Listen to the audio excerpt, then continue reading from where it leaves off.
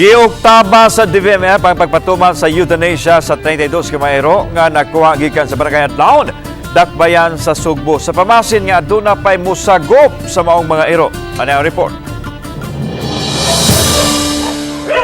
Wala mahinayon kagani buntag ang pagpatay sa mga ero pinagi sa lethal injection. Suma ni Dr. Jessica Maribuhok nga gilugwayan nila ang kahigayunan nga mabuhi pa ang mga ero kung duna pay buot musagop kanila. Apan kung ugaling wala na, i-euthanize na nila ang dulaan sa 40 karong Lunes. Sa buot muluwas sa kinabuhi sa mga ero, mamahimong muadto sa buhatan sa DVMF. Gitagaan na mo silang chance karon kay we are still hoping na open ang inyong doors for them.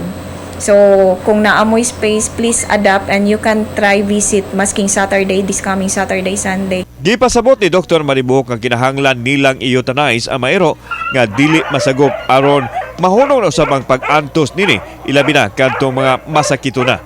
Sa 101 ka mga adlawon dogs, 29 na ang namatay tungod sa kaluya o sa ilang balatian. Dugang nini ang DVMF Dili Rescue Center kundili usa ka dog pound diin mandato nila ang pagpakgang sa pagkuyanap sa rabies. Maong mohimo sila og lakang lakip na ang mercy killing sa mga ero. Gani karong adlaw lang adunay laing mga ero og iring nga gipapahuway na sa dayon. Euthanize ta kay ang sufferings nila na feel nila karon. Masking kusog sila mo kaon but mao lagi mag-ilog manggod sila sa food. Kauban si Clover Lumayag, ako si Alan Domingo.